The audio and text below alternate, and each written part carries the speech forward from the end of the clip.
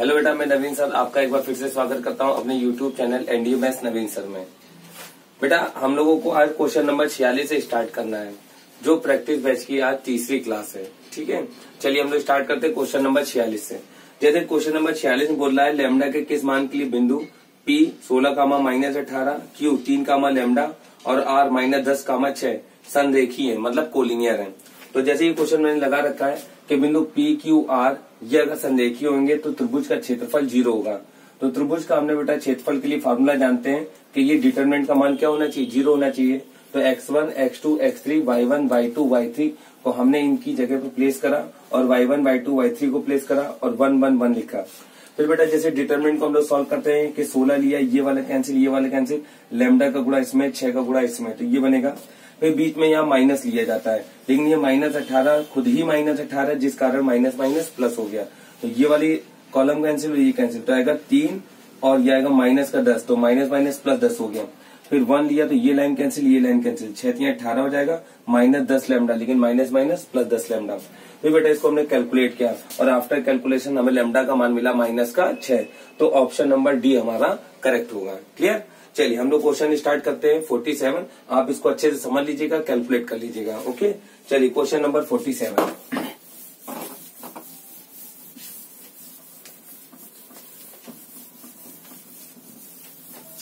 Question number 47, उस त्रिभुज का लंब केंद्र मतलब ऑर्थो सेंटर क्या होगा जिसके शीर्ष 0, जिसके शीर्ष 0, 3, 0 तथा 0,5 है। देखिए बेटा सबसे पहला काम है हमारा अक्ष पर बिंदुओं को बनाना। तो 0, तो ये होगा 0, फिर 3, एक्स अक्ष पे, तो 3, यहाँ होगा और वाई अक्ष पे 0,5, तो 0,5 ये वाई अक्ष पे होगा। अब देखिए अगर हम तीनों बिंदु को ज्वाइंट करें तो ज्वाइंट करने के लिए केवल एक यही लाइन बची, बाकी ऑटोमेटिक ज्वाइंट हो गया। तो ये एक त्रिभुज बनके तैयार हुआ। अब आप सभी को पता है कि किसी भी त्रिभुज का लंब केंद्र निकालने के लिए हम लोग को लंब का कटान बिंदु निकालना होता है, लेकिन समकोण त्रिभुज एक ऐसा त्रिभुज होता है जिसका लंब केंद्र उसके 90 अंश वाला बिंदु होता है। तो ये 90 अंश वाला जो बिंदु है यही इसका लंब केंद्र होगा। तो बेटा इस केस में इसका लंब केंद्र 0, होगा। तो ये बहुत सिंपल क्वेश्चन हो गया। तो ऑर्थो सेंटर जो इसका होगा, ऑर्थो सेंटर वो कहलाएगा 0, तो आपके ऑप्शन के हिसाब से आंसर सही होगा पार्ट ए। क्लियर। चलिए ऑप्शन नंबर ए आपका सही होगा। चलिए हम आगे बढ़ते हैं, आपको समझ में आ चुका होगा। क्वेश्चन नंबर 48, क्वेश्चन नंबर 48 देखिएगा। 48 नंबर क्वेश्चन में बोला जा रहा है x² + 2hxy - y² बराबर 0। 48 नंबर क्वेश्चन में है x² + 2hxy - y² बराबर 0। तो थीटा का मान क्या होगा। अब देखिएगा अगर हमें इसमें थीटा का मान निकालना है तो देखिए ये एक रेखा युग्म का समीकरण है। बेटा रेखा युग्म के समीकरण के लिए tan थीटा बराबर होता है 2 √ के अंदर h² - ab अपॉन में a + b। अच्छा मैंने इसमें आपको अभी पिछली क्लासों में भी पढ़ाया था। जैसे पिछली क्लास में हमने क्वेश्चन आपको बताया था, क्वेश्चन नंबर 24 जो था x² - y² बराबर 0। इस क्वेश्चन पे आपको हमेशा याद रखना है अगर a + b जोड़ने पर 0 आ रहा है तो हमेशा आंसर π/2 होता है। क्यों? क्योंकि अगर ये 0 होगा तो ओवरऑल अनंत हो जाएगा। अगर ये अनंत हो जाएगा तो tan कितने का मान अनंत होता है, 90 का। तो वही चीज यहाँ पर लागू हो रही है। ax² तो a का मान 1 है, by² तो b का मान -1 है। तो अगर हम a + b करें बेटा तो ये आएगा 1 + -1, तो ये ओवरऑल क्या निकल के आया, 0।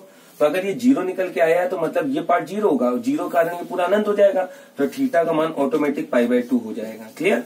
तो आपको समझ में आ गई होगी ये बात। ठीक है, तो इसका ऑप्शन के हिसाब से आंसर होगा ए पार्ट π/2। क्लियर। चलिए अगला क्वेश्चन नंबर 49, एक पासे को 6 बार फेंकने पर प्रत्येक बार 2 या 4 आने की प्रैक्टर। ठीक है, तो देखो बेटा जब कभी भी किसी पासे को फेंका जाता है तो कोई भी अंक आए, चाहे 2 आए, चाहे 4 आए, चाहे 1 आए, चाहे 3 आए, चाहे 5 आए, तो उस बात की प्रायिकता हमेशा 1/6 होती है। क्लियर। तो ये क्वेश्चन नंबर हमारा 49 है। तो कोई भी फेंका जाए, तो जैसे कोई भी अंक आए, 2 आए, 4 आए, 5 आए, कुछ भी आए, उस बात की प्रायिकता 1/6 होती है। तो हम निकाल रहे हैं 2 आने की प्रायिकता। 2 आने की प्रायिकता भी 1/6 होगी और 4 आने की प्रायिकता भी 1/6 होगी। तो अब कहता है 2 आए या 4 आए, तो प्रायिकता केस में अगर या शब्द लगा होता है तो हमेशा उनको जोड़ा जाता है। तो हम कहेंगे 2 आए या 4 आए, तो इनको जोड़ दीजिए और जोड़ने के बाद इनको लिखिए 1/6 + 1/6, तो ये आएगा 1/3। अब बेटा ये कब हुआ, जब एक बार फेंका गया। लेकिन क्वेश्चन में बोला जा रहा है 5 से 6 बार फेंका जाता है। तो अगर 6 बार फेंका जाता है तो 1/3 प्रायिकता 6 बार होगी, तो हम लोग बोलेंगे 1/3 की पावर 6। तो हमारा आंसर क्या निकल के आएगा, 1/3 की पावर में 6। तो आपके ऑप्शन के हिसाब से आंसर सही होगा ए पार्ट, 1/3 की पावर 6। आई होप आपको अंडरस्टैंड हो गया होगा, समझ में आ चुकी होगी बात कैसे क्वेश्चन को सॉल्व किया गया है। चलिए अगला क्वेश्चन नंबर 50। एक सिक्के को 3 बार उछालने पर तीनों बार हेड आने की प्रायिकता, बेटा सेम क्वेश्चन है कि एक सिक्के को 3 बार उछाले। देखिए 50 नंबर क्वेश्चन में यही बता दे रहे हैं, सिंपल है। एक सिक्के को 3 बार उछाला और तीनों बार उस पर हेड आने की प्रायिकता क्या होगी। देखिए बेटा अगर कोई भी सिक्का उछाला जाता है तो चाहे हेड आए चाहे टेल आए, चाहे हेड आए चाहे टेल आए, इस बात की प्रोबेबिलिटी होती है 1/2। क्यों? क्योंकि सिक्के पर 2 पहलू होते हैं, एक हेड और एक टेल। तो ओवरऑल जितनी भी घटनाएं होती हैं वो 2 होती हैं और 2 में से घटित कोई एक होगी, या तो हेड आएगा या टेल आएगा। अब देखिए क्वेश्चन में बोला क्या जा रहा है, एक सिक्के को 3 बार उछालने पर तीनों बार हेड आए। तो भाई कोई दिक्कत नहीं, पहली बार भी हेड आए तथा दूसरी बार भी हेड आई तथा तीसरी बार भी हेड आए। देखिए तथा आएगा तो गुणा होता है, या आएगा तो प्लस होता है। तो हम खुद कह रहे हैं पहली बार भी हेड आए तथा दूसरी बार भी हेड आए तथा तीसरी बार भी हेड आए, तो आंसर होगा 1/8। तो हमारा फाइनल आंसर निकल के आएगा 1/8। तो आपके ऑप्शन के हिसाब से ऑप्शन नंबर सी सही होगा। क्लियर? तो 50 नंबर बहुत छोटा सवाल है, हमने यहाँ पर आपको समझा दिया। ठीक है, चलिए क्वेश्चन नंबर 51 पे आते हैं। 51 नंबर क्वेश्चन, 51 नंबर क्वेश्चन पे लिखा हुआ है कि वेक्टर ए बराबर आई प्लस 2j प्लस 3 के। तो वेक्टर ए बराबर आई प्लस 2j प्लस 3 के और वेक्टर बी बराबर लिखा हुआ है 3i प्लस 2j प्लस के, 3i प्लस 2j प्लस के। ठीक, अब ये कहा जा रहा है कि ये बताएं कि इनके बीच का कोण क्या होगा। तो दो वेक्टर के बीच का कोण होता है a डॉट बी बराबर क्या होगा, mod a mod b cos theta. अब देखिएगा a डॉट b का वैल्यू है तो i का i में करेंगे 3 का 3 आएगा, j का j में करेंगे 2 दूनी 4 आएगा, k का k में करेंगे तो प्लस का 3 ये बनेगा। और बराबर मॉड ए का मतलब अंडर रूट के अंदर 1 का स्क्वायर प्लस 2 का स्क्वायर प्लस 3 का स्क्वायर, मॉड बी मतलब 3 का स्क्वायर 2 का स्क्वायर 1 का स्क्वायर और इंटू कॉस थीटा। अब देखिए बेटा ये 4 3 7 7 3 10 बन जाएगा, बराबर 9 4 13 13 और 1 14, 9 4 13 13 और 1 14। ओवरऑल ये बना अंडर रूट 14 गुणे अंडर रूट 14 केवल 14 कॉस थीटा। तो कॉस थीटा बराबर आ जाएगा 10/14। तो थीटा का मान आ जाएगा कॉस इनवर्स 2 पंचे 10 2 सत्ते 14। तो थीटा का मान आएगा कॉस इनवर्स 5/7। लेकिन ऑप्शन पे जो हमको आंसर दिया है वो कॉस थीटा का मान पूछा है, तो आंसर बनेगा कॉस थीटा का। तो कॉस थीटा 5/7। तो हमारा आंसर आएगा कॉस थीटा का 5/7। तो बेटा according to option number B will be correct. Clear? तो आपको समझ में आ गया होगा, बहुत सिंपल सी बात है। वेक्टर मैंने क्लास में पढ़ाया था, बताया था कि दो वेक्टर के बीच का एंगल निकालने के लिए a डॉट बी बराबर ए बी कॉस थीटा लगाया जाता है। ठीक है बेटा, चलिए क्वेश्चन नंबर 52 पे पढ़ते हैं। 52 नंबर बहुत अच्छा सवाल है, आपको बहुत से एग्जाम में अभी आपने देखा होगा, एनडीए का पेपर हुआ था उसमें भी पूछा गया था। 52 नंबर क्वेश्चन में बोला जा रहा है कि मॉड ए बराबर 5 मॉड बी बराबर 2। 52 नंबर सवाल में बोल रहा है मॉड ए बराबर 5 मॉड बी बराबर 2 और ये बोल रहा है मॉड ए बराबर 5 मॉड बी बराबर 2, ए डॉट बी बराबर 6। तो ए डॉट बी बराबर 6 और बोला जा रहा है ए क्रॉस बी का मान क्या होगा। ठीक है, ये मान क्या होगा और ये मान हमको 6 दिया हुआ है। देखो इसको अगर आप बेसिक से सॉल्व करोगे तो आपको बहुत समय लगेगा, लेकिन एक बहुत बढ़िया आइडेंटिटी होती है कि ए क्रॉस बी का whole square plus A dot B का होल स्क्वायर बराबर ए स्क्वायर बी स्क्वायर। तो ए क्रॉस बी का होल स्क्वायर हमको निकालना है और a डॉट बी हमको 6 दिया तो 6 का स्क्वायर 36 हो जाएगा। a स्क्वायर बी स्क्वायर 5 25 2 4 25 चौको 100 100 से 36 घटेगा तो 64 आ जाएगा। तो a क्रॉस बी का होल स्क्वायर बराबर 64। तो a क्रॉस बी का वैल्यू बेटा आ जाएगा प्लस माइनस 8 आएगा, लेकिन मॉड लगा है जिस कारण हम लोग प्लस 8 लेंगे क्योंकि मापांक हमेशा पॉजिटिव निकल के आता है। तो आंसर हमारा क्या निकल के आएगा बेटा 8। तो फाइनल आंसर 8 निकल के आएगा according to option number B will be correct. Clear? चलिए क्वेश्चन नंबर 53 पे आते हैं। क्वेश्चन नंबर 53 पे ये आपको समझ में आ गया होगा, ये फार्मूला होता है, इस फॉर्मूले से आप लगाओगे तो एक लाइन पे आंसर आ जाएगा, वरना आपको बहुत लेंथी करना पड़ेगा। चलिए क्वेश्चन नंबर 53, क्वेश्चन नंबर 53 पे देखिएगा दिया हुआ है पीई बराबर 0.25। 53 पे दिया है पीई बराबर 0.25। ठीक है, और दिया हुआ है पीएफ बराबर 0.5। तो पीएफ बराबर 0.5। फिर बोल रहा है कि पीई इंटरसेक्शन एफ बराबर 0.14। पीई इंटरसेक्शन एफ बराबर 0.14। क्लियर? तो ये बोला जा रहा है कि पीई यूनियन एफ का होल डैश क्या होगा। तो पीई यूनियन एफ का होल डैश क्या होगा। देखिए जब डैश निकालना होता है तो इसका मतलब है प्रायिकता होने की प्लस ना होने की बराबर 1। तो ना होने की निकालना है तो 1 माइनस पीई यूनियन एफ कर देंगे। तो पहले तो हमको पीई यूनियन एफ निकालना है। तो देखिएगा पीई यूनियन एफ बराबर होगा PE plus PF minus PE intersection F. Clear. अब देखिएगा पीई का मान दिया हुआ 0.25, ये 0.5 माइनस 0.14, तो ये आ जाएगा कितना 0.5 जोड़ेंगे तो 0.75 माइनस का 0.14, 5 में 4 घटाएंगे 1 आएगा, 7 में घटाएंगे 6 तो 0.61 ये निकल के आया। बट ये आंसर नहीं होगा, हमको निकालना पीई यूनियन एफ का होल डैश। तो आप देखो पीई यूनियन एफ का अगर डैश निकालना है तो वो होगा 1 माइनस पीई यूनियन एफ। ये फार्मूला होता है। ये इस साइड आ जाएगा तो ये वाला वैल्यू और प्लस ये वाला वैल्यू बराबर 1, तो ये निकालना है तो इसको इस साइड लेगा 1 माइनस 0.61, तो ये हमारे हिसाब से आंसर आएगा 0.39 निकल के आएगा। क्लियर। तो हमारा आंसर कितना निकल के आएगा 0.39। ऑप्शन के हिसाब से ऑप्शन नंबर डी हमारा सही होगा। तो बहुत सिंपल सी बात है, केवल कैलकुलेशन है, कैलकुलेशन आप करिए बेटा, जल्दी से आंसर निकल आएगा। ठीक है। चलिए क्वेश्चन नंबर 54 पे चलते हैं। 54 देखिए 54 नंबर क्वेश्चन क्या है। 54 नंबर क्वेश्चन बहुत सिंपल है। 54 नंबर क्वेश्चन में बोला जा रहा है cos 1 into cos 2 into cos 3 dot dot dot cos 90।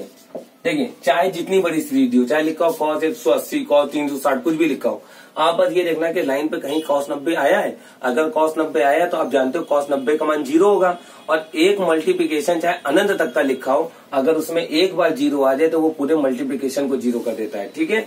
तो इसमें cos 90 आ रहा है तो पूरे मल्टीप्लाई को क्या कर देगा 0, तो ओवरऑल आंसर क्या बनेगा इसका 0। तो ऑप्शन नंबर बी करेक्ट होगा। चलिए क्वेश्चन नंबर 55 पे आते हैं। 55 नंबर क्वेश्चन में लिखा हुआ है 0 से 1 tan inverse x upon 1 plus x square into dx। ठीक है, बहुत सिंपल क्वेश्चन है ये ना।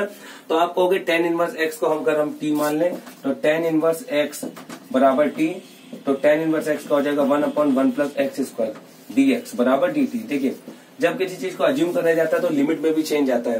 तो जब हम लोग इसकी लोअर लिमिट निकालेंगे तो x की जगह 0 रखेंगे तो 0 आएगा, और जब यहाँ 1 रखेंगे तो tan 45 का मान होता है 1, तो ये आ जाएगा tan वैल्यू π/4।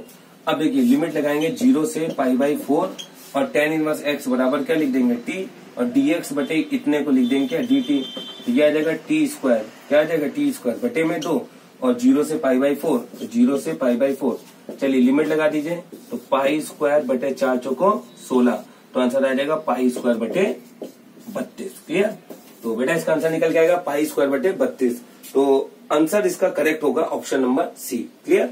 तो बेटा इसका आंसर निकल के आया पाई स्क्वायर बटे 32, तो that mean option number C will be correct. आपको समझ में आ गया होगा, कोई बहुत ही ज्यादा कठिन कोई इंट्रीगेशन नहीं है, बहुत सिंपल सी बात है। क्लियर। चलिए क्वेश्चन नंबर 56 पे आते हैं। क्वेश्चन नंबर 56 देखिएगा। 56 नंबर क्वेश्चन में बोला जा रहा है u का मान दिया है t के पदों में। मतलब क्वेश्चन क्या दिया हुआ है, क्वेश्चन नंबर 56 दिया हुआ है u बराबर 3t के power 4 minus 5t cube plus 2t square minus 18t plus का 4। तो कह रहा है du बटे dt का मान t बराबर 1 पे क्या होगा, तो du बटे dt का मान क्या होगा एट t इक्वल टू 1। देखिए du बटे dt का मतलब पहले इसका अवकलन कर लीजिए, तो अवकलन करेंगे तो आएगा du बटे dt बराबर 4 3 12 t cube minus 5 3 15 t square plus का 2 दूनी 4t माइनस का 18।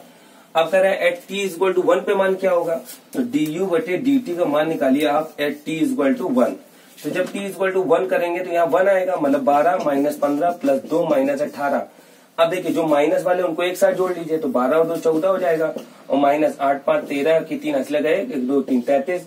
अब 33 इसको घटा दीजिए, 13 में से 4 घटेगा 9 आएगा, 2 में से घटेंगे 1 19, तो इसका आंसर आएगा -19। ठीक है। तो फाइनल आंसर जो आपका इसमें बनेगा, एक मिनट है थोड़ा कैलकुलेशन देखते हैं, कैलकुलेशन कहीं मिस्टेक तो नहीं हुआ है, सॉरी।